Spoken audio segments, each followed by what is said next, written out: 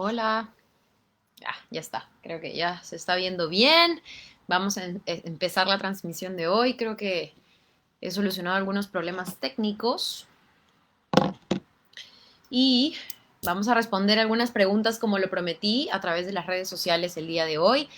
Había hecho una convocatoria para con todos y todas ustedes hacer esto posible. De hecho, hice una convocatoria también para poder juntar, hacer como un banco de preguntas y así no estar tan desordenados y poder ver finalmente cuáles son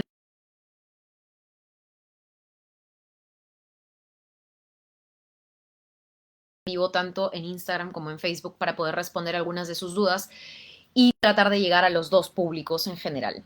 Así que voy a tratar de arrancar ahora con Instagram también, si la tecnología y el internet me lo permite, por supuesto. Vamos a ver. Para todos los que se están sumando en vivo, de hecho hice un post en Facebook, pero también hice una publicación en Instagram. Ahí es donde he recogido todas las preguntas que hoy en día creo son las más frecuentes, las más preguntadas, etcétera, y son las preguntas que voy a responder.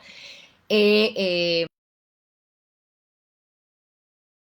hay bastantes preguntas, hasta desde lo personal, pasando por lo político y hasta algunas preguntas anecdóticas.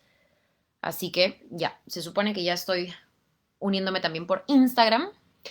Hola a todos, voy a mirar acá y acá porque estoy con mi celular en un lado a Instagram y con el Facebook en mi laptop al otro lado. Entonces, Instagram, algunas preguntas que me han llegado por Facebook, así que voy a tratar de responderlas a todas. Hola a los que se conectan, voy a leer algunos de sus comentarios también. De hecho, la idea es que en el vivo también ustedes puedan poner algunas de las dudas que tienen.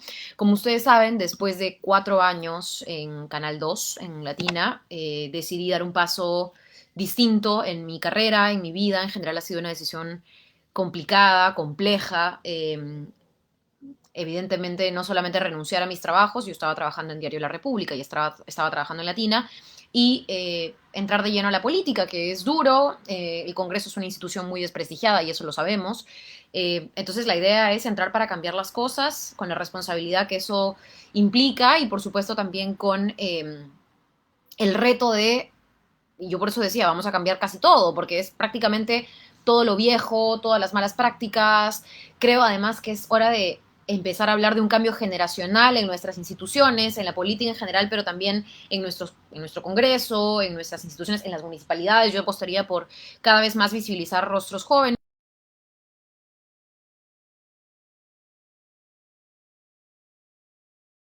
Gancho bien en las dos redes, tanto Instagram como Facebook. Yo empecé militando en el Partido Socialista saliendo de quinto de secundaria con unos amigos, fuimos al local, a las 2 semanas, si no me equivoco, esto estamos hablando del 2007, a las 2 semanas conocí a Javier Díaz Canseco. Creo que recibí en el Partido Socialista en ese entonces una horizontalidad que no he visto ningún otro partido tiene. Estuve también fuera de la clínica el día que Javier Díaz Canseco falleció. Eh, y la verdad es que he tenido muchos amigos, muchas amigas desde esa época hasta el día de hoy que en parte son los que también me han empujado a dar este salto, a entender un poco más en qué momento de mi vida estoy y solo al Congreso por Lima, con el número 6 ahora. Pero bueno, mi idea era hacerles un rápido recuento. Yo estuve militando. Debo haber firmado mi ficha de militante, bueno, no era un partido con inscripción electoral ya en esa época, pero en el 2008 ya era militante, entré a la Católica, fundé un movimiento de izquierda estudiantil dentro de la Católica, se llamaba, todavía lo recuerdo, el Frente de Izquierda Universitaria. Fui presidenta del Centro Federado de Generales Letras, mi primera facultad. Luego fui presidenta de la Federación de Estudiantes de la Católica. Luego fui también representante estudiantil ante la Asamblea, es decir, parte del co o gobierno de la universidad. Y cuando salgo de la universidad me dediqué un buen tiempo a mi tesis, hice mi tesis, me licencié en mi carrera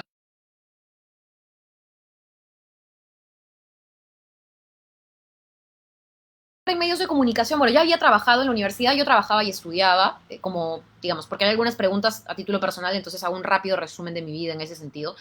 Yo en la universidad trabajaba y estudiaba, empecé a trabajar en el 2012, hice mis prácticas preprofesionales en el Estado, luego, porque tuve un paso por el Ministerio de la Mujer en esa época, registros como voluntaria. Hice un viaje importantísimo para mí a Amazonas, investigando la contaminación por la hidroeléctrica de Chadín. Hicimos un recorrido a pie muy largo, luego a mula. La verdad es que fueron épocas y fueron años de trabajo. Eh, y luego de esos trabajos, trabajando y estudiando en la universidad, no recibía plata como cancha, era una practicante y en realidad en esta ONG no ganaba ni siquiera como practicante. Así que no, no sé quién puso por ahí eso, cero. De hecho, dejé de depender, digamos, vivía con mis papás todavía un buen tiempo más, viví un tiempo más con mis papás, pero luego ya me salí de la casa de mis papás y me comencé a pagar todo sola, porque ya tenía un trabajo, en fin.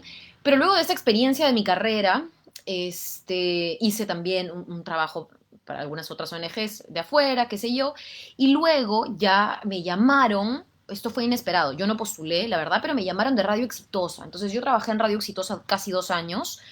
Vieron mi papel como vocera de los estudiantes en la Católica, me hicieron algunos castings, algunas pruebas de voz, me dijeron, oye, tú tienes muy buena dicción, tienes claras las cosas y los temas de coyuntura, trabajas mucho temas políticos, etcétera, ¿no te animarías a probar esto? Y yo le dije, evidentemente, todo lo que es chamba, a mí me encanta trabajar, para quien me conoce saben que en mi casa no puedo dejar de hacer cosas, me gusta mucho y dije, ya, vamos. Y estuve ahí, bueno, estuve en Radio Exitosa, conducía un programa que se llamaba La Voz de los Pueblos. Como les cuento, estuve casi 2 años ahí y he tenido todos los horarios. Si alguien me pregunta, ¿a qué hora daban tu programa? A ver, yo iba cuando me llamaban. Yo trabajaba de lunes a domingo, trabajaba turno madrugada, trabajaba turno noche, trabajaba en la mañana, trabajaba en la tarde. Trabajo, iba y venía, dormía en la sede en Chorrillos, ahí, en la Avenida del Sol, me acuerdo, cuando todavía no tenían canal de televisión, no tenían nada.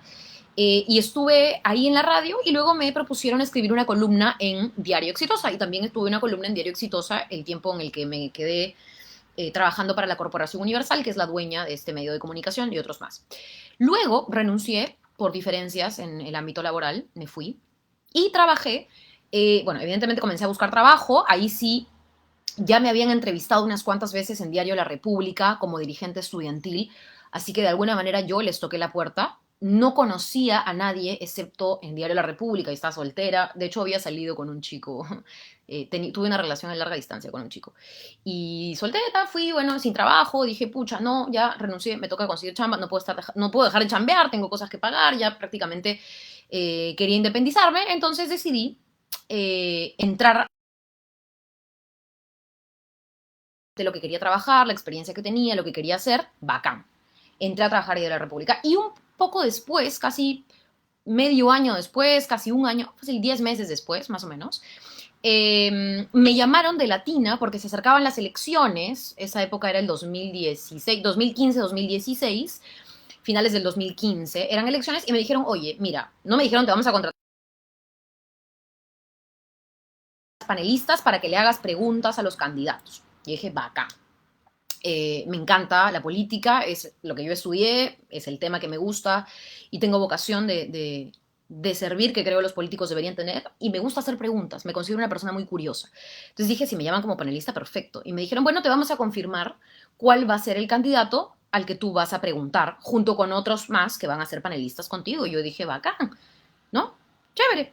Entonces, me tocó PPK. No sé si muchos recuerdan eso. De hecho, estoy tratando de buscar el video de cuando yo le hice una pregunta, bueno, unas cuantas preguntas como panelista PPK. No me pagaban nada, por cierto, solamente, es más, yo tomaba mi carro, me iba al Canal 2, al local, y me sentaban ahí, y lo único que hacían era maquillarme, y yo simplemente aprovechaba el espacio, porque eso es lo que he hecho con todas las oportunidades que me llegaban, y yo feliz, las aprovechaba. Me acuerdo que estudié mucho, analicé mucho al candidato y en ese momento, creo yo, le hice las preguntas a PPK que tenían que hacerse. Recuerdo que tuvo muy buen recibimiento mi participación en ese panel. Modestia aparte, me parece, fui bastante incisiva y fui con algunos temas bastante claros porque, sí, pues los trabajé antes. De hecho, eso considero que ha marcado mi trabajo siempre. Me considero una persona muy preocupada por estar informada siempre y de ahí también salió un poco el cariño que le tengo hasta el día de hoy al periodismo, pese a no ser periodista formalmente de carrera. Y lo digo también con todo respeto a la profesión, por supuesto, y a los colegas y a las personas que son periodistas. Entonces, fui panelista unos cuantos meses en Canal 2 sin que ese sea mi trabajo, no había remuneración de por medio. Y luego, como aparentemente alguien vio algo y dijeron, oye, hay que hacerle a esta chica un casting. Me hicieron bueno, le digo casting, no sé si formalmente esa es la palabra, pero pruebas, ¿no? Me sentaron en una mesa, me dijeron, ¿sabes leer prompter? Nunca había leído prompter en mi vida, le dije, no sé. De hecho, soy media ciega, porque para quienes me conocen saben que yo en mi casa uso lentes, en verdad. Pero bueno, no lo hice mal, hice algunas pruebas más y finalmente me plantearon conducir 1 hora diaria de lunes a viernes en 90 mediodía.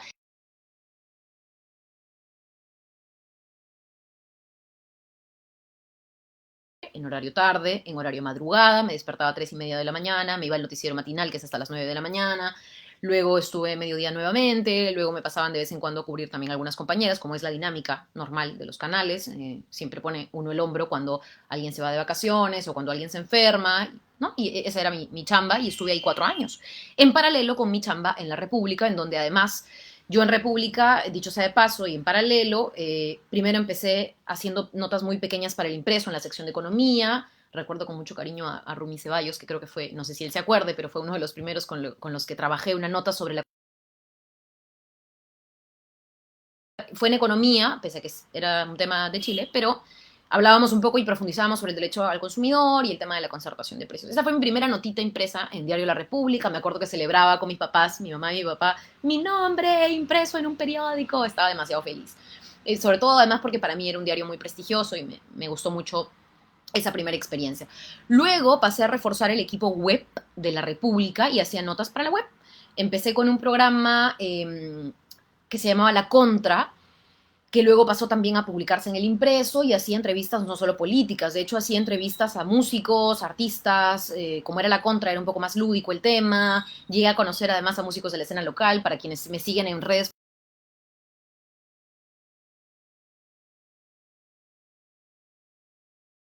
que ahora que estoy postulando por la lista de Juntos por el Perú, Manuel Chaprado esté ahí, que es para mí un gran compositor, un gran artista peruano, que tiene al charango como emblema y lo lleva a todo el mundo y ha estado en los Grammys y es una locura. Si no lo saben, averigüen porque es muy bueno y me trae mucho sentimiento, mucho feeling, como decimos. Y bueno, así estuve en República, pasé a la web y luego ya tuve un programa propio más político que también era o iba un poco para reforzar la web, porque lo que quería este diario era tener vistas y yo ya había generado un nombre y como estaba en un canal de televisión también podía apoyar un poco ahí en las redes. Y esa fue más o menos mi chamba, iba de acá a acá, o sea, he pasado, incluso estuve una pequeña época en el equipo de investigación con Ángel Páez, del cual aprendí mucho. Fue una experiencia muy bacán, en Latina también he ido creciendo con todos los horarios, los colegas, el aprendizaje, hice enlaces en vivo, cuando hubo problemas, se salió el desagüe, iba a San Juan del Urigancho. La verdad es que yo era conductora, no era reportera, entonces evidentemente no era tan fácil para mí salir a la calle a hacer notas de la calle, pero todos los 29 de julio pedía que me saquen para poder cubrir el desfile, para poder conversar con la gente, como les digo, hubo un par de calle, hice también despachos desde el lugar de los hechos, entonces como la verdad es que para mí los medios de comunicación han sido una experiencia tremenda y varios años. Si cuentan radio, tele y prensa escrita, he estado como 7 años en medios de comunicación que se han pasado así. Bueno, esa es un poco mi historia y hoy por hoy postulo con el 6 por JP, Juntos por el Perú. Y prometido es deuda, aquí tengo un banco de preguntas que mi equipo de campaña, porque estamos aquí un equipo de jóvenes tratando también de conversar con ustedes, generar ese vínculo, ese lazo y me han ayudado a hacer un banco de preguntas. Y vean ustedes que la variedad de preguntas es tan grande que tengo la primera pregunta es ¿qué significa tu nombre? Y la última pregunta es si voy a seguir el modelo de Venezuela, Cuba o Bolivia. Entonces, hay preguntas personales, hay preguntas sobre las propuestas y voy a responder algunas. Mi nombre, y esta es la más trivial, van a ustedes reír, se van a decir, ay, pero ya, igual quiero partir por cosas sencillas y vamos entrando a lo más duro si les parece, si tienen el tiempo y quieren quedarse conmigo. Mi nombre lo escogió mi papi. Mi familia es de Cajamarca. Yo amo mi familia. Para mí, si me preguntan en mi escala de valores cuál es, y yo les puedo decir honestidad, lealtad, etcétera, pero mi familia está en la cima, ¿no? O sea, para mi familia Creo que todo es lo más importante para mí. Mis papás, mis abuelos, mis bisabuelos, por parte de madre y por parte de padre, son de Cajamarca. Pero mi papá, y esto es una infidencia, quizá, ojalá, no creo, no sé si él esté viendo estas cosas, no es de manejar mucho redes, pero mi papá tiene una fijación con los nombres raros. Yo soy la última de 4 hermanos y mis 3 hermanos.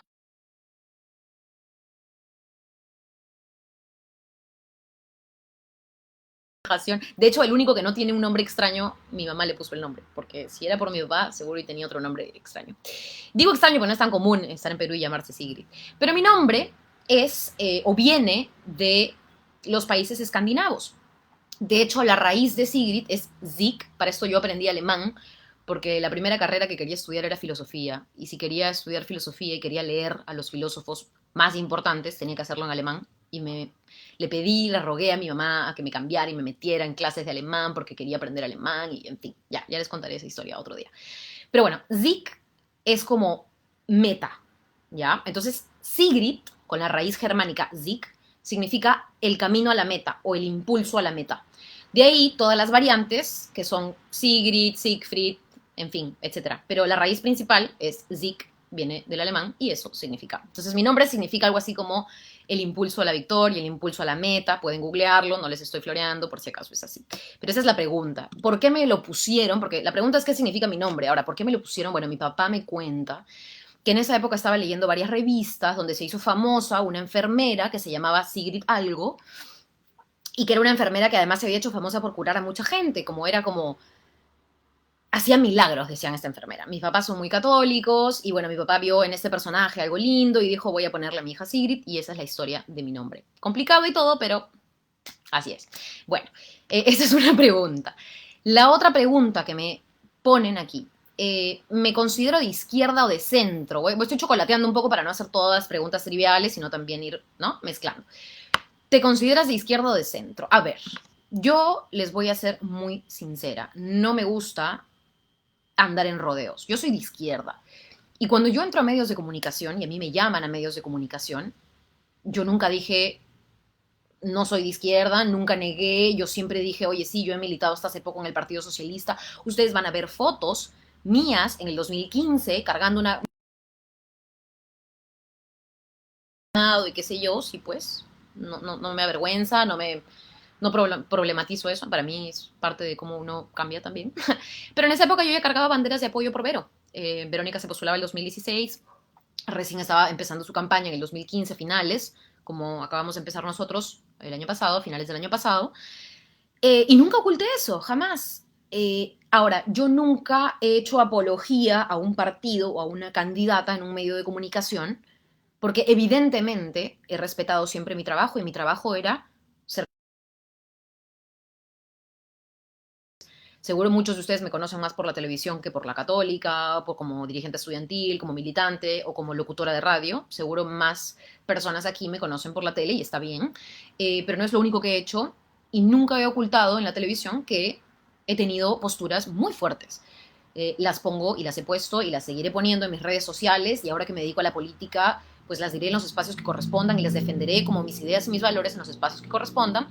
Pero yo me considero izquierda. ¿Cuál es la razón? ¿Por qué me considero izquierda? Y estoy hablando de la acepción o de la clasificación más grande de izquierda. Yo creo que de la derecha hemos visto mucho. Para mí la derecha representa el status quo, para mí la derecha representa la desigualdad sin fin, para mí la derecha representa la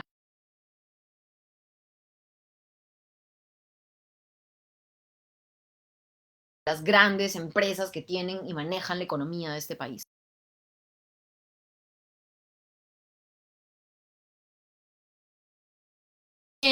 Quizá un poco más teórico, quizá un poco más académico, lo tuve desde el colegio, para serle sincera. Entonces, la pregunta de repente más pertinente sería, pero Sigrid, ¿por qué no eres de centro? Y aquí podría citarles la típica frase de este escritor alemán, también dicho sea de paso, tengo una fijación con los pensadores, filósofos, escritores alemanes, Bertolt Brecht, sobre la gente tibia, ¿saben? Como ni frío ni caliente. La gente que nunca queda mal con nadie, la gente que a veces y hasta en sus opiniones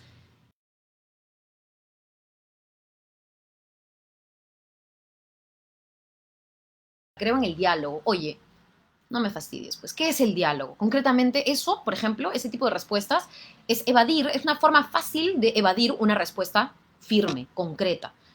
Y se los cuento porque yo cuando postulaba en la universidad me hacía la misma pregunta que ahora seguro ustedes y otras personas me van a hacer en la calle. ¿Por qué no eres de centro? Porque centro quizás suena como a lo más responsable, no para la persona que tiene un usuario que se llama HHJDJDJD que habla de mi novio, amigo, no, o sea, estás equivocado. Revisa tu información y si tu información es Magali Medina, te estás equivocando. Digo nomás, en fin, o agarra un libro en lugar de ver esas cosas, pues como los programas estos de chisme, que para mí no, en fin, no aportan a la sociedad. Pero bueno, ya. Regresando al tema.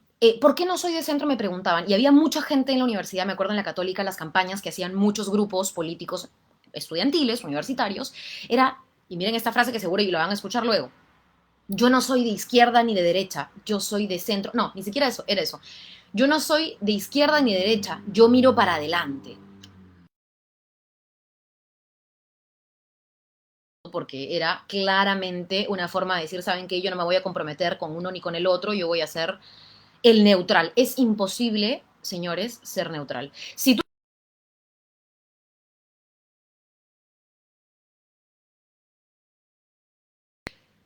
uno de ustedes dijo, oye, yo voy a ser neutral en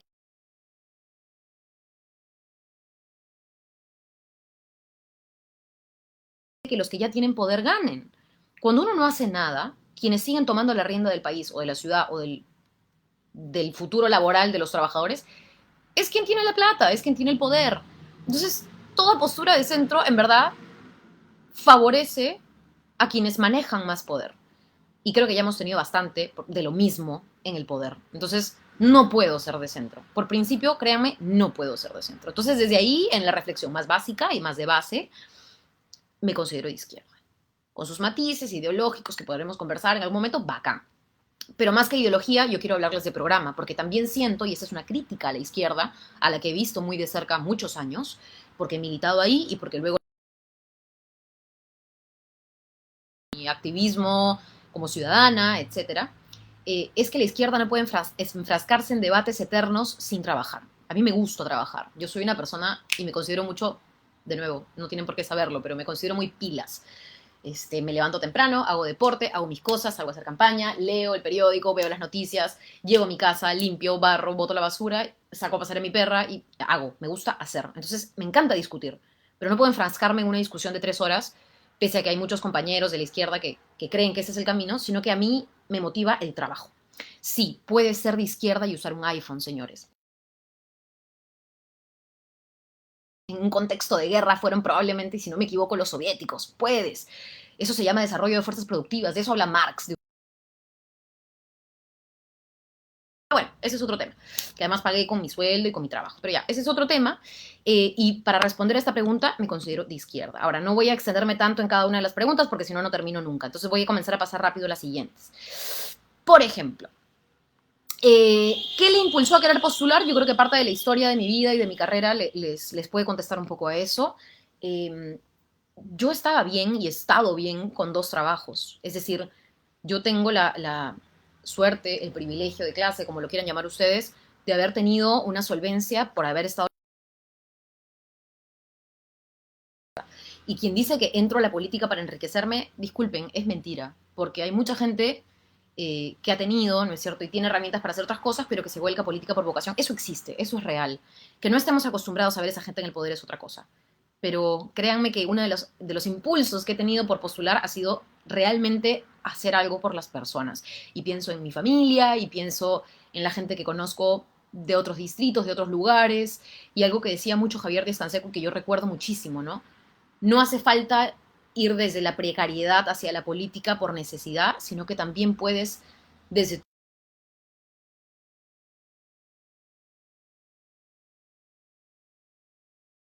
en el mundo y sobre todo en este país y sobre todo en Lima.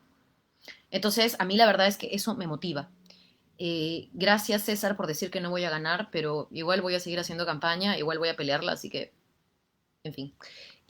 Me considero una persona muy frontal, me considero una persona con...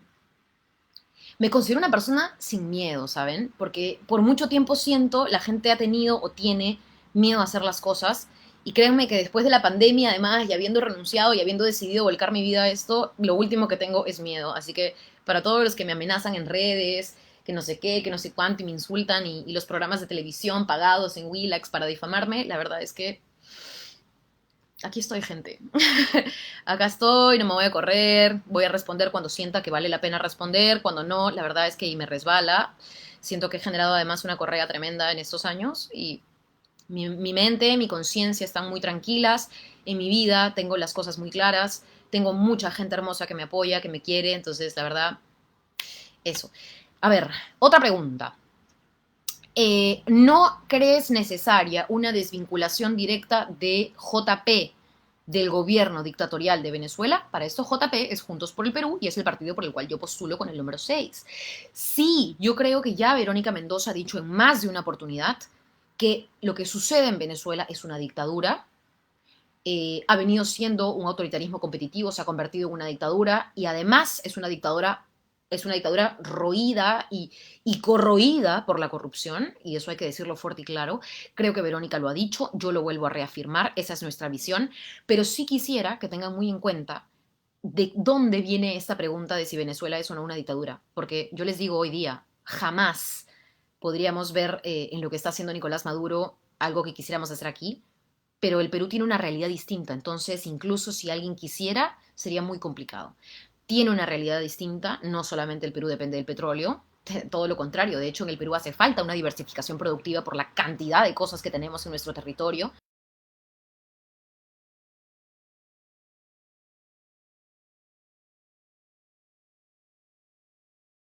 Entonces hay quienes nos quieren jalar a los de la izquierda a discusiones para que la gente se entretenga, pero no para que la gente escuche lo que realmente tenemos que decirle, que son nuestras propuestas. Entonces yo no quiero hablarles de Venezuela en mi campaña. Lo digo claro y lo zanjo ahora, pero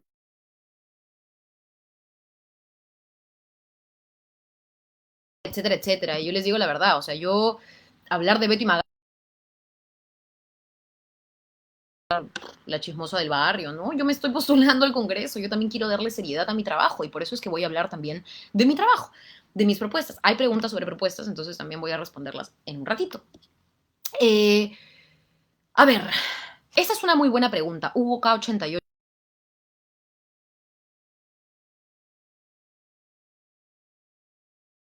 Elecciones es sencillo probar lo que dice, o sea, en el sentido en el que, más que probar lo que dices, ¿no? Obviamente la gente cuando vota por alguien tiene que confiar en esa persona. Yo no soy congresista, entonces yo no puedo darles ahora una prueba de, toma, esa es la ley que hice, porque sinceramente no he llegado a ese cargo aún. Pero sí apuesto porque además eh,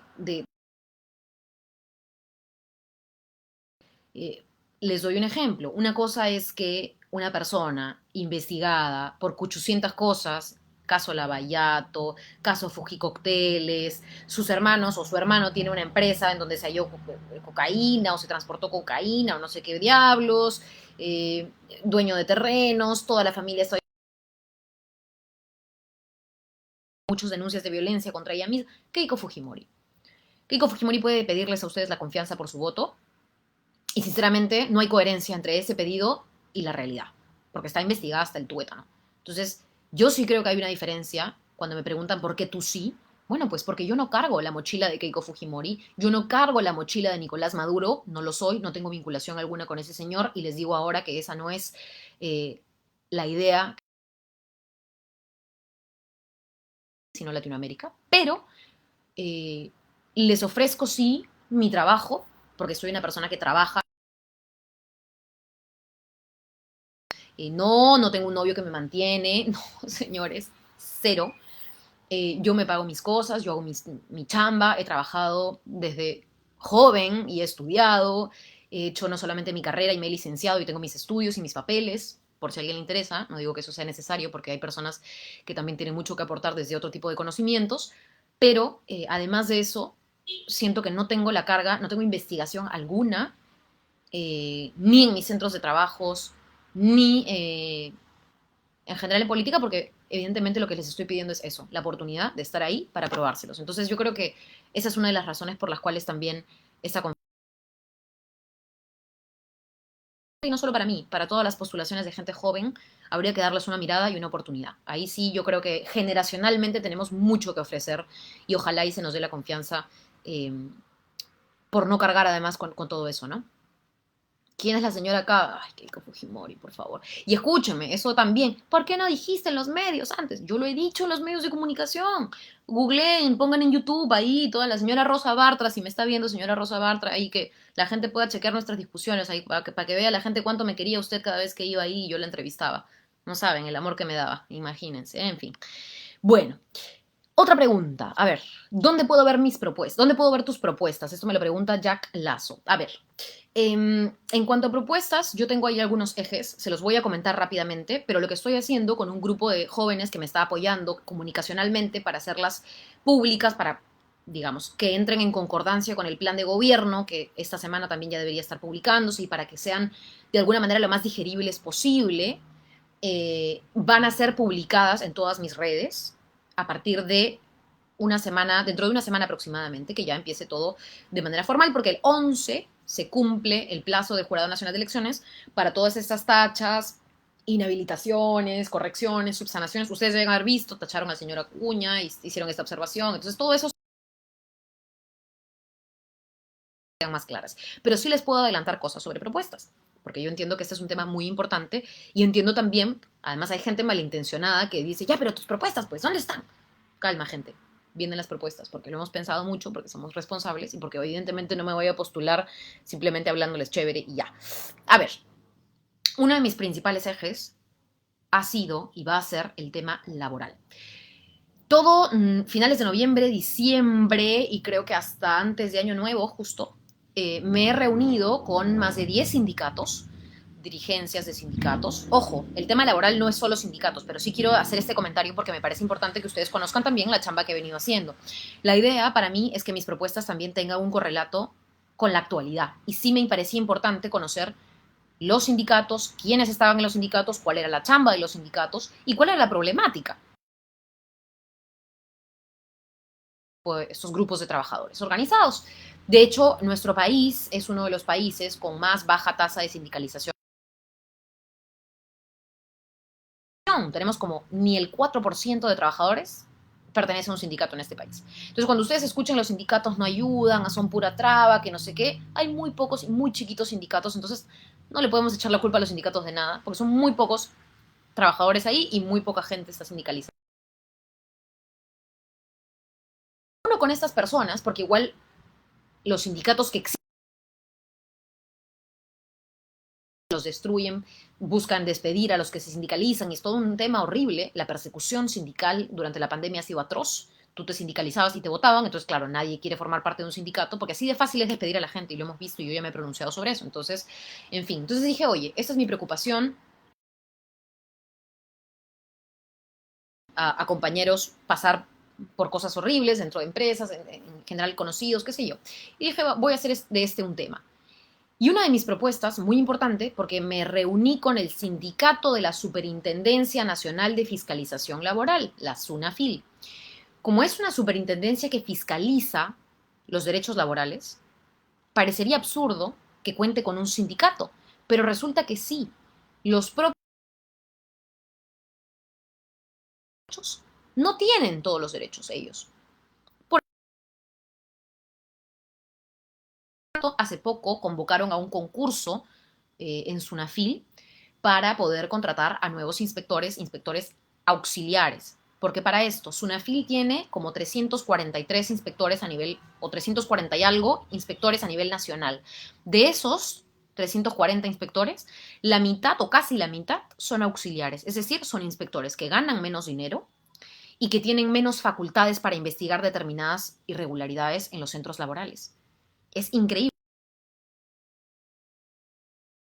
Inspectores que no tienen las facultades completas y que por ende permiten que se precarice igual en todas las empresas. Es una locura. Para empezar, SUNAFIL no llega a las entidades del Estado, entonces hay que ver ahí cómo también fortalecemos la fiscalización laboral en las entidades públicas, pero en cuanto a las empresas privadas, sí debo contarles que conversando con el sindicato de SUNAFIL, este concurso además que han hecho para contratar a más inspectores, dicho sea de paso, lo lograron, lo hicieron, pero como fue virtual, después de haber contratado a toda esta gente, a todos estos inspectores, que son como 100 personas jóvenes además, 25, 28, 30, 32 años, yo me he reunido con algunos de ellos que entraron en este concurso, les han dicho que como el concurso fue virtual, tuvo algunas quejas y lo van a anular. Y ellos ya están desde sus departamentos, provincias, etcétera, vinieron a Lima para comenzar a trabajar para la SUNAFIL y les dijeron, no, vamos a anular tu concurso, y ellos se han quedado en el aire y ahora acaban de lanzar una nueva convocatoria. Y ellos no saben, o sea, cuándo se van a quedar sin trabajo. Es una locura lo que pasa en la SUNAFIL, muy poca. El espacio también de hacerlo lo he hecho antes. Y reunidos con ellos, creo que una de las cosas fundamentales que voy a plantear yo de ser congresista es control político. Entonces, de mi parte, es exigir que la SUNAFIL cuente con mayor presupuesto. Definitivamente. Apuesto por revisar la ley orgánica de la SUNAFIL. La idea es ver si la SUNAFIL puede ser una entidad independiente al Ministerio de Trabajo. Creo que hay que dotarle algo que yo pensaba en forma sencilla para comunicárselas, ¿no? Darle una dentadura a la SUNAFIL, real.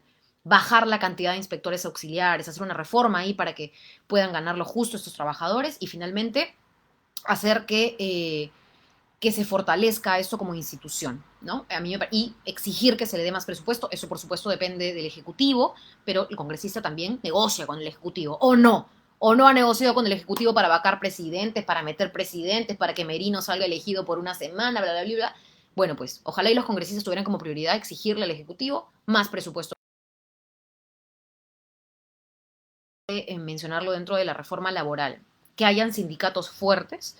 ¿Y por qué que hayan sindicatos fuertes? Y se ha demostrado que hay una correlación, y esto lo ven ustedes en Alemania, en el Reino Unido, en Brasil, no, yo no.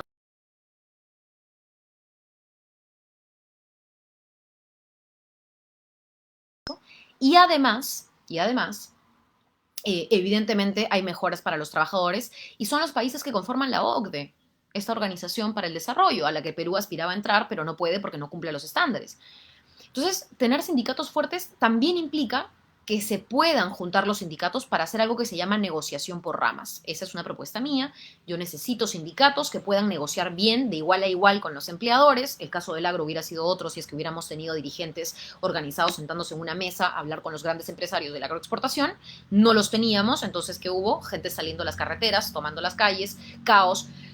A la gente de izquierda, a la gente del pueblo, a la gente más necesitada, no es que le guste protestar, es que no hay otra forma porque no hay canales institucionales y los sindicatos son una institución y son una institución más validada. Hace poco, hace 2 días, se anunció la creación del sindicato de trabajadores de Google. ¡De Google! No creo que ninguno de ustedes me diga, oye, Google es de rojetes, oye, Google es de caviares, oye, Google quiere ser Venezuela, quieren hacer su sindicato, bueno, en buena hora. En los países del mundo eso ocurre, es real. Y la negociación por rama, hoy en día, en nuestro país, tiene estándares incumplibles, demasiado altos. Como por ejemplo tener prácticamente la mitad de trabajadores de una rama sindicalizados. Y con un país como el Perú, en donde no tenemos ni el 4% de sindicalización, es imposible acceder a la negociación por rama. Imposible. Entonces la idea es modificar eso para poder permitir a los sindicatos un igual a igual con los empleadores. Esa es otra de las propuestas que yo les tengo y que si me dan la oportunidad y me escuchan en campaña y por las plataformas que vamos a ir publicando, cosas muy didácticas para que ustedes. En cuanto al tema laboral, pero por supuesto también hay otro segundo eje que la verdad es que me parece muy importante y es con respecto a la reforma tributaria, y ahí está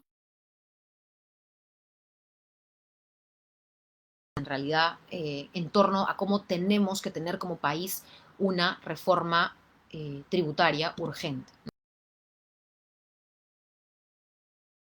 En la tributaria sí hay algunos temas, a ver si no me olvido nada de la reforma laboral, el tema de los sindicatos y negociación por rama, el tema de fortalecer la SUNAFIL. Antes de que me olvide, otro de los problemas de nuestro tercerizan hoy en día. Cuando ustedes dicen, oh, el Estado administra necesariamente administre mal, sino que además Sedapal terceriza a empresa privada todo, y la empresa privada es la que más daño le está haciendo a los trabajadores. Hay una empresa que es el Service de Sedapal, es decir, una empresa privada pequeña, que es la empresa que contrata a Sedapal, se llama Concisa, ¿ya? Y Concisa ya tiene que proveer, abastecer y asegurar que la gente tenga agua. privada, Concisa, ¿no es cierto?, entre otras, Concisa además tiene años en el país, que no cumple con sus trabajadores. Entonces, mi propuesta también en cuanto a reforma laboral es modificar la ley de tercerización laboral para evitar los abusos, porque hay empresas que no necesitan tercerizar. La Municipalidad de Lima no necesita tercerizar a los trabajadores obreros de limpieza pública. La Municipalidad de Lima debería contratar en planilla a sus propios trabajadores de limpieza pública. ¿Cómo es así que un trabajador de limpieza pública tiene contrato por un mes? Limpiar nuestra ciudad y velar por nuestra salud. ¿Cómo va esa persona a trabajar sin saber si el siguiente mes va a seguir con trabajo? Es una locura. Es una locura. Modificar la ley de tercerización y ver qué hacer con los servicios, porque yo siento que ahí se está haciendo un abuso asqueroso, es algo crucial, importantísimo que pienso impulsar. Desde ya se los digo. Bueno, pasando a la reforma tributaria, por ahí hay cosas en laboral que me faltan, pero seguramente los estaré complementando. En reforma tributaria sí me importa muchísimo trabajar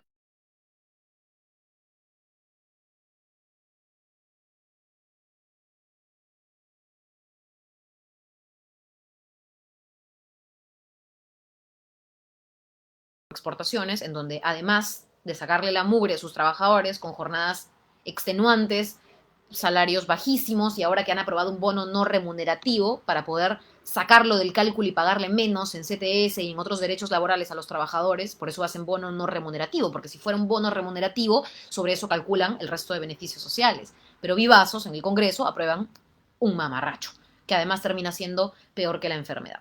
Entonces, el tema, además de ir las empresas contra los derechos de sus trabajadores, tienen pues beneficios tributarios enormes. Hay que revisar y reducir esas exoneraciones tributarias de las grandes empresas para poder tener más dinero en el Estado que darle a la gente. Bono para las trabajadoras del hogar, los bonos universales que no llegaron y que se necesitan todavía, en fin. Contra la ilusión y la evasión tributaria, que es muy importante y por la cual el Estado también pierde muchísimo dinero. No hay forma de cobrarle multa a las empresas y menos hay forma de exigirle a las empresas. Ojo, estoy hablando de las empresas formales, ¿no? Cobrarle a las empresas formales el impuesto que realmente deberían pagar. De repente hay un vivo específicamente solo para hablar de temas de informalidad y formalidad, porque muchas empresas formales subsidian a las informales y de alguna manera contratan a informales para que les salga más barato todo. Entonces, qué gracia, ¿no? Nosotros defendemos a las empresas formales, pero las empresas formales finalmente no necesariamente están haciendo lo suyo y contratan a informales para poder ahorrarse unos cuantos soles. Ese es otro tema. Pero bueno, reforma tributaria es otro gran bloque que yo quiero atacar y luchar y pelear dentro de mi gestión o dentro de lo que les propongo a ustedes dentro de mis propuestas. El otro tema que me parece importante, y aquí hay varios ejes que pienso también enarbolar con una campaña por sectores, es el tema del Internet. Creo firmemente en que la pandemia ha demostrado que la necesidad del Internet para todos y todas, es decir, democratizar el acceso a Internet es importantísimo. La idea es que el Internet sea un derecho constitucional. De esta manera, los proyectos que respondan al tema del Internet van a pasar a ser prioritarios y se va a poder garantizar, yo creo, la masificación del Internet, porque con esto de voy a traer tablets para el aprendo en casa, créanme que no va a llegar la educación a la gente y a los niños de las zonas rurales más alejadas, jamás. Entonces tiene que ser prioritario el Internet como derecho constitucional. En fin, de hecho el Internet ya ha sido declarado antes como derecho humano, como derecho fundamental por la ONU, entonces la verdad es que aquí estamos bastantes años atrás, eso ocurrió hace varios años ya. A nivel internacional, en Perú nos falta un poquito, o un poquito mucho. Y hay otros temas importantes con respecto a educación, sobre todo para las personas universitarias, que quiero buscar también, por supuesto, que se incentiven y se fomenten las prácticas preprofesionales en las entidades públicas para todos los universitarios que busquen realizar sus prácticas ahí. Y por último, el tema, considero en realidad, siempre se usa una palabra en inglés, ¿no? Como animal lover o pet friendly o no sé. Eh, pero siento que dice mucho de una persona cómo trata a los animales en términos de cómo trata también a sus semejantes. Y yo entiendo, porque muchos dirán, oye, hay prioridades, y seguro, seguro que el ser humano está ante todo. Pero sí me parece muy importante, si puedo pelear un espacio para luchar por ellos, por ellas, por las mascotas. Yo tengo una perrita dotada. Muchos me preguntan en mis redes. Me pone un poco sensible y triste hablar del tema, porque para mí no sé si para todos, igual les pediría empatía para quienes no piensan igual que yo, pero las mascotas son una parte importante en mi vida. Entonces, tengo una propuesta específica para revisar la ley orgánica de municipalidades. La idea es que haya programas de esterilización, pero como ese punto es responsabilidad de las municipalidades y no del Congreso, y yo separo muy bien esa diferencia, sí quisiera que esos programas de esterilización de mascotas sea, si no es obligatorio, sea exigido, ¿sí? De parte de una congresista que al menos yo en particular, si llego a ocupar un asiento en el Congreso, es exigir que las municipalidades las hagan, ¿no? Esto es a cargo de gobiernos locales, gobiernos regionales, pero ahí entra también a tallar el control político y entra también a tallar quizá y modificar también la ley orgánica de municipalidades. Yo entraría por ahí porque es un tema que me mueve muchísimo a mí, la verdad. Como dice la cantidad, a ver, yo he estado en Lima Sur, sobre todo en Lima Sur, en varios distritos, y he visto muchísimo animalito, gatito, perrito callejero, y evidentemente eso también es un foco de infección. Están en pésimo estado, están enfermos, carachosos, nunca han tenido una vacuna, pueden tener rabia, pueden ser agresivos. Hemos visto varios casos en medios de comunicación de perros maltratados, que evidentemente la sociedad los vuelve completamente un peligro, porque son agresivos también, no porque quieran, no porque esté en su naturaleza. Entonces, trabajar mucho por ellos es también trabajar por tener una sociedad más limpia, más ordenada, más sostenible y con más empatía por quienes no necesariamente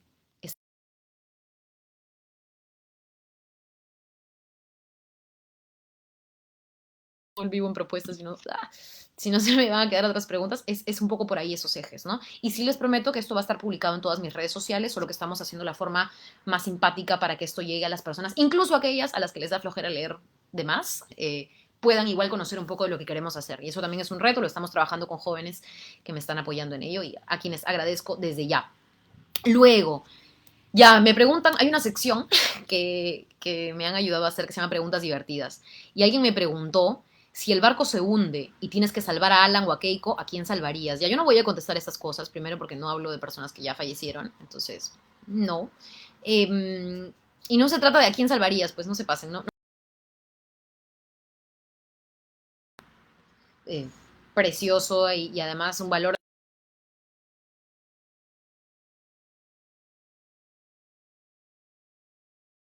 La gente sin dinero se muere de COVID y eso es terrible. Entonces, sobre estos temas a mí, la verdad, sensibles, prefiero no contestar.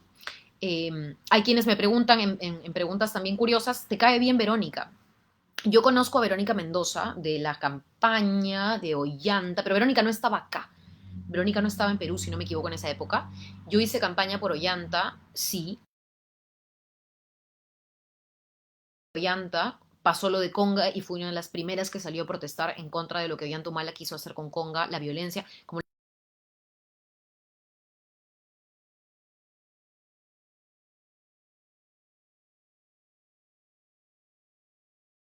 minera, que para mí es un...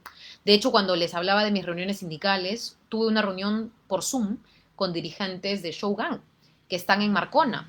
Y ustedes sabrán que ahí los trabajadores mineros lo han tenido muy difícil porque fuera del régimen ese de ir a campamento, regresar, que es atroz, muchos guardaron cuarentena casi 8 meses alejados de su familia porque la cuarentena no la hacían en casa, la hacían en el campamento.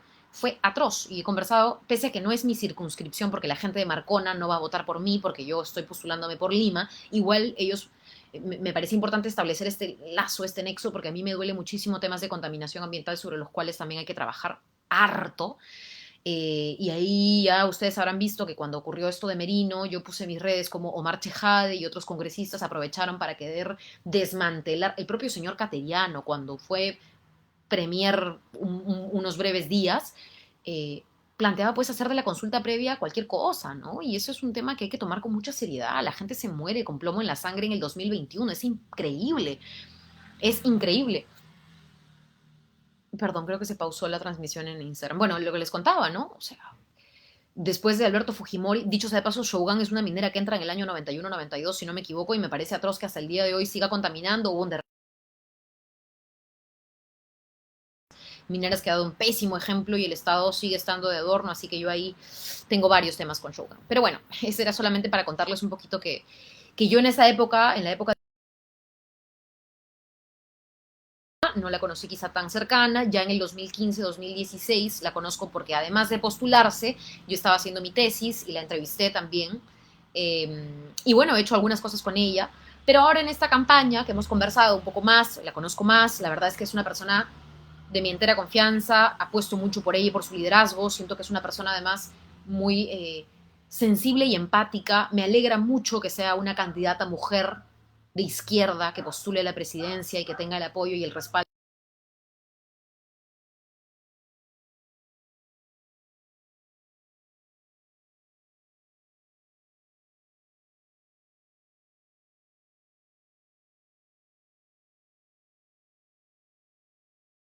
Oye, sí, qué sonsa, hubieras postulado por otro partido, porque por otro partido la hacías linda, gente. Para las personas que me dicen esto, ¿no? Yo no postulo por un partido para ser popular, yo no me estoy postulando al Congreso para tener más likes. Créanme que a mí no me hace sentir mal si es que después de la tele y después de estar así todo el día, ¿no es cierto?, conduciendo y maquillada, ustedes me van a ver sin maquillaje y me van a criticar y eso me hace sentir mal. No, ¿saben? Porque lo que yo apuesto en esta candidatura es hacer las cosas con convicción y postular con este partido y con el contexto además en el que se ha dado esta candidatura mía, yo creo que lo hago por convicción, no me vería en ningún otro partido, no me vería con ningún otro candidato o candidato, así que por ese lado, eh, con total fe, con total esperanza, y con mucha fuerza me reafirmo en lo que estoy haciendo y me siento muy contenta, de hecho, de haber tomado esta decisión y de estar ahorita en el vivo con ustedes. Me pregunta Ian Calixto si volveré a conducir un noticiero. Mira, la verdad no está en mis planes volver a conducir un noticiero. Eh, Valoro mucho los espacios informativos que la televisión da. Creo que también, así como yo decía en este eslogan, hay que cambiarlo todo. Bueno, hay que cambiar también generacionalmente, refrescar un poco la pantalla. Sé que ha entrado una persona también en el espacio en el que estuve muy joven y me alegra, pero siento que hay que trabajar mucho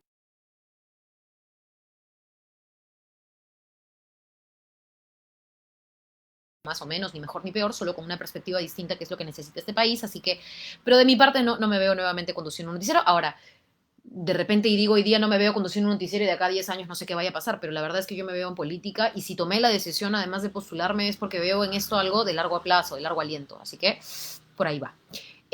¿Piensas militar? Dorian me pregunta, ¿piensas militar en el Nuevo Perú en algún momento? Eso es una muy buena pregunta. Y la verdad es que yo he puesto, y soy una persona que por formación, no le pido esto a todos, pero mi caso en particular por formación, eh, políticos. Yo creo que hay que trabajar por construir partidos políticos en el Perú, partidos políticos de verdad, ¿no?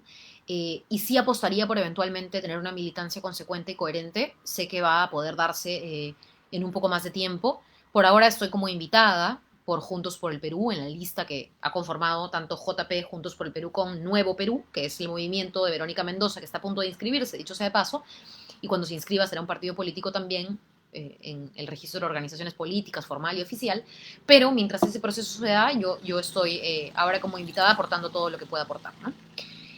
Joan Moreno me pregunta, ¿puedes postular a la presidencia? Perdón, ¿piensas postular a la presidencia más adelante? Pucha, creo que esa es una pregunta un poco y muy proyectada. Eh, y todavía, y creo que la pandemia ayudaba a que me sienta así, ¿no? Todavía me siento muy, muy anonadada por todos los cambios que se están dando en el país, en lo personal y en general. Entonces, me reservaría eso de si quiero ser presidenta para mucho más. O sea, es una pregunta muy, muy proyectada todavía como para responderla ahorita. La verdad es que una cosa, un día a la vez, un paso a la vez, una candidatura a la vez, y ahora me quiero concentrar mucho en hacer de esta campaña la mejor posible, guardar mucho el respeto y las formas. Esto del COVID también nos presenta un gran reto. Créanme que estamos tratando de ser muy respetuosos con la salud de las personas, muy responsables también en ese sentido. No es fácil la situación que estamos atravesando y mucho menos en nuestro país, pero creo que hoy más que nunca es que se necesita seriedad en un Congreso. Disculpen la palabra y aquí lo voy a decir muy, muy, muy clara. En un Congreso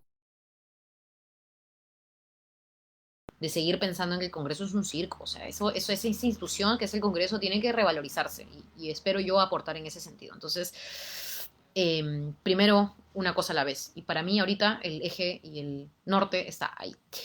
Luego, me preguntan algunas cosas. Uy, ya se me cerró. Perdón.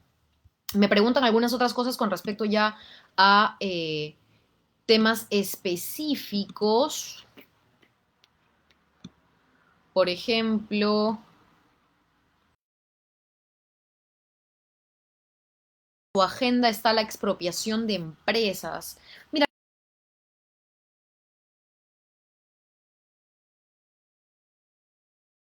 de empresas, con el cambio de constitución, que si es que la gente lo aprueba, porque además la propuesta de Verónica de JP y una nueva constitución, lo que ha hecho Chile o lo que está haciendo Chile, ¿no? Y luego que la gente decida qué texto constitucional va. O sea, no es imponer nada. Pero la idea de la izquierda es que si entramos en ese proceso en donde la gente elija su constitución, si quisiéramos promover en campaña una agenda muy sencilla que es que el Estado pueda recuperar su verdadero rol. Les pongo un ejemplo, el tema de los colegios. Cuando hay colegios privados, por el rol subsidiario del Estado y por un tema constitucional, el Estado no puede poner un colegio ahí, porque ya hay colegios privados. Entonces, la oferta termina siendo de la empresa privada y en temas tan importantes como la educación, el Estado se queda corto, se queda chico. Y esa situación yo no la entiendo, no la comprendo, no me cuadra. Entonces, no se trata de expropiar esos colegios, que son privados, que finalmente probablemente se manejan como empresa. Lo que se trata es darle al Estado la capacidad de, si quiere, entrar, sobre todo en temas tan específicos como, y tan importantes como educación, salud, tener una industria farmacéutica, lo que le hubiera hecho a nuestro país tener una industria farmacéutica propia, pública. Imagínense cuando acá solamente uno o dos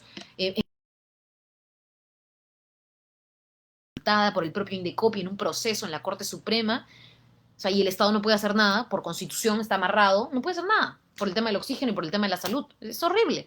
Entonces yo sí apostaría por más que expropiar y lo que fuere por darle al Estado un papel importante en estos temas tan importantes y asegurar que las cosas, que más que un servicio son derechos, se garanticen para todos. Porque la salud no es solo un servicio, no es solamente cliente, usuario, no, es un derecho. La gente necesita salud, si no se muere, tal cual, es así de sencillo. La pandemia nos ha ayudado a comprender la importancia o la falta, si quieren, de Estado en ese sentido. Entonces, no está en mi agenda expropiación de empresas. En mi agenda está fortalecer las instituciones del Estado para que podamos tener una igualdad en acceso a estos, no me gusta decirle servicios, a estos derechos. Por ahí podría de repente y responder esa pregunta, ¿no? A ver,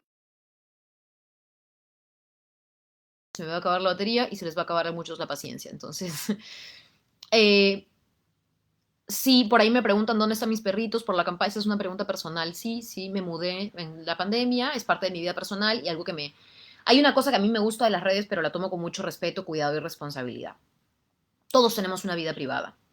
Que la señora Magali y el señor Beto Ortiz, que por ahí también me han preguntado algunas cosas sobre ellos, hayan decidido chismear sobre mi vida, que sea mentira, etcétera, que es lo que les encanta hacer, es un tema. Pero que a mí me encante publicar absolutamente todo lo que pasa con mi vida es otra cosa. Yo creo que eso no le debe interesar a nadie, siempre y cuando no cruce ni choque con la coherencia de mis propuestas, con mi trabajo para conocer de mi vida personal, porque me encanta compartirlo con gente que además siento le hace muy bien leerlo o verlo, ¿no? De hecho, una de las cosas que yo comparto mucho es hacer ejercicio, es algo que me gusta, es algo que promuevo, es algo que creo que la gente le puede ayudar a hacerse sentir mejor consigo misma y no por ser pues fit o flaca o lo que fuere, todo lo contrario, amo comer, me encanta comer, como muy bien, soy de buen diente, si ustedes pregúntenle a alguien que haya comido conmigo, me como 3 platos y feliz, pero me encanta hacer deporte. Entonces, esas cosas las cuento, hay otras que no. Sobre mis perritos sí, me mudé, etcétera. Me mudé con uno de mis perritos que falleció lamentablemente. No hablo mucho de eso porque la verdad me genera... Es una cosa fea que me pasó a mí. De hecho, todavía no puedo publicar fotos de él. Hablar del tema. Entonces, prefiero pasar con esa pregunta y simplemente contarles que sí, que ahora tengo una nueva perrita que adopté de Villa El Salvador, que se llama Evita, que ha mejorado tremendamente y que está súper bien, está a mi costado, está súper dormida, porque además como es viejita, duerme mucho en el día y solamente se emociona cuando la saco a pasear. En fin. Después me pregunta Miguel Ángel Díez cómo puedo ayudarte. Bueno, les cuento que unos jóvenes me escribieron, dentro de ellas algunas personas que conozco de la Católica, con las que también hicimos trabajo universitario en algún momento, en fin, y que han pertenecido o pertenecen a la agrupación universitaria que dejamos ahí en la Católica. No sé si decir dejamos, pero que está ahí, que funciona, ¿no? Gente organizada o en fin. Y crearon una página que se llama Jóvenes con Sigrid. El link está en casi todas mis redes sociales. Puse un post en Facebook, está un post en Instagram también, en Twitter también lo pusimos como un tweet. Y por ahí hay un correo donde ustedes pueden llenar un formulario y alguno de los chicos les podrá contestar, dependiendo de en qué parte de Lima viven, cómo apoyar, cómo encontrarnos, cómo generar espacios en común, evidentemente con los protocolos del COVID y o también a través de esta campaña, que en verdad creo que las podemos hacer todos y todas. Yo sola no podría llegar a ningún lado. Eso es lo que más me gusta de la política, ¿saben? Bueno, en mi trabajo como periodista también he revalorizado mucho lo que es trabajo en equipo y creo que ahora en la política también me gusta mucho y me siento muy contenta y muy halagada, si se puede decir, de que haya gente, y jóvenes sobre todo, que apuesten por esto que estoy haciendo ahora y por toda esta, ¿no? Esta decisión que estamos tomando de querer entrar al Congreso, que me parece muy potente, ¿no?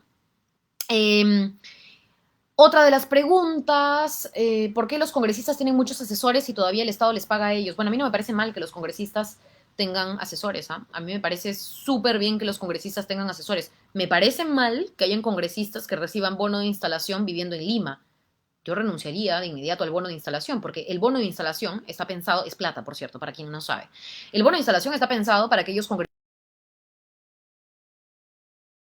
en el Congreso aquí en Lima. Entonces, claro, necesitan un bono de instalación porque pueden usar ese dinero para viajar desde la región en donde están, tener aquí un lugar donde quedarse y de aquí ir constantemente a los plenos, a su sesión en comisiones, etcétera. Pero alguien de Lima no necesita ese bono de instalación. O sea, a mí me parece hipócrita para los congresistas que estamos postulando por Lima recibir ese bono y no devolverlo, ¿no? Digo yo es lo que yo haría. Ahora, que tengamos asesores o que los congresistas, bueno, yo ya estoy hablando como si estuviera ahí, ¿no? Pero que los congresistas tengan asesores a mí me parece importantísimo. Me parece pieza clave, que tengan un equipo y que no sean solamente estas personas por las cuales ustedes votaron, sino que tengan profesionales que los apoyen con la información para ser congresistas, pues, llenen su despacho de gente que no necesariamente aporta o no necesariamente haga bien las cosas. Eso ya es otro rollo. A ver, ¿dónde puedo ver tus propuestas? Bueno, eso ya les respondí un poco, que lo vamos a estar publicando, ya les comenté algunas de las propuestas. ¿Por qué dijiste que...? Ahí está. The Hot Gang Baby me pregunta, ¿qué tal el nombre? ¿Por qué dijiste que no ibas a ser candidata y ahora postulas? Esta pregunta me encanta. De hecho, va a ser una de las últimas que conteste porque ya tengo que ir terminando. Yo estaba en una entrevista con este señor de Lapra, Renzo Ibáñez, creo que se llama.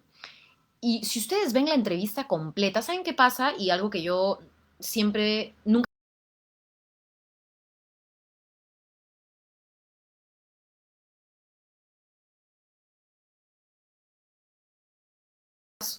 mal, pues claro, cogen un pedacito que no tiene nada que ver. Si yo les estoy diciendo, este, no sé, pues una frase larga y al final digo malo, cortan la parte malo y me ponen a mí repitiendo malo, malo, malo, malo. Candidata dice que todo el Perú es malo. Y así se tergiversan las cosas. Evidentemente yo no estoy diciendo eso, pero hay gente que va a querer transformar todo. Entonces cuando me pregunta Renzo, el del APRA, que ya no sé, yo creo que el APRA ni tiene inscripción, porque ya no sé cómo están haciendo con los candidatos del APRA, la verdad. No sé si se ha cortado hoy. Ojalá que no se haya cortado la transmisión por Facebook.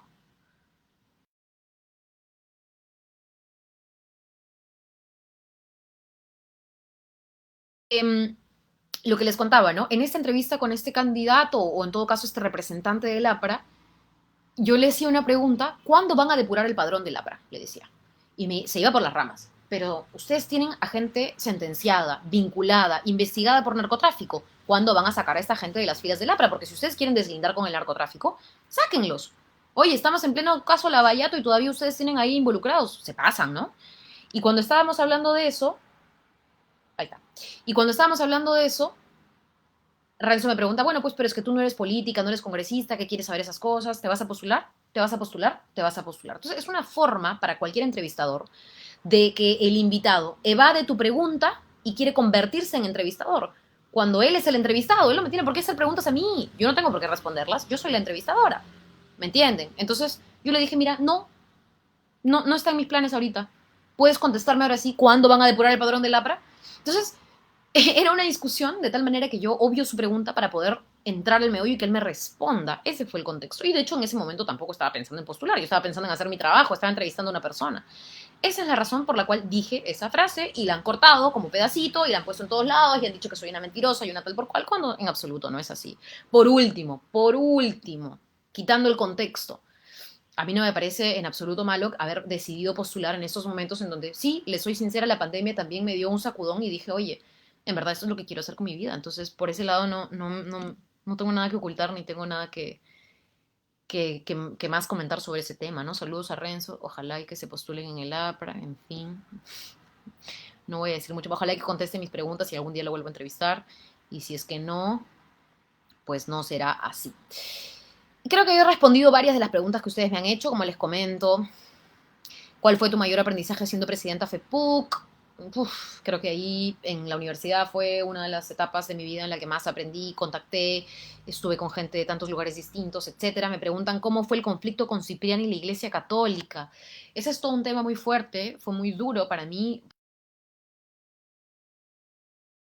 posición muy férrea contra, no contra el señor Cipriani, contra lo que representa y representaba hasta hace poco el señor Cipriani dentro de la iglesia. Yo creo que y la iglesia católica para mí tiene mucho sentido en términos de he sido criada en una familia muy católica, pero hay gente en la iglesia que no necesariamente está por vocación, sino está ahí por intereses y se mueve mucho dinero con la conciencia y la fe de la gente y eso a mí no me gusta, les voy a ser muy sincera. A mí la gente que se mete a la religión para hacer plata, ya sea en el catolicismo o en cualquier otra religión, a mí no me llama. Y creo que una de las cosas contra las cuales peleamos en la católica no fue contra el señor Cipriani, sino contra el poder económico y contra la gente interesada dentro de la iglesia católica que quería un terreno. No quería que los estudiantes sean fervorosos, creyentes y eso, quería un terreno y quería el dinero y quería la posesión, de, en fin, todo un tema legal de por medio, así que ya eso será materia de otro. Mucho en carácter, ¿saben? Yo me considero una persona con mucho carácter y creo que eso nos ayudó muchísimo a perder también el miedo, porque hemos estado en el tú a tú con las autoridades más importantes en ese momento de la iglesia. También, y eso no quería decir que nosotros respaldáramos al rector, tuvimos mucha confrontación sana con quien entonces era rector, Marcial Rubio, y sacamos las cosas claras y dijimos que la católica no estaba haciendo bien las cosas, pero eso no quería decir que el señor Cipriani debía adueñarse de todo, ni poner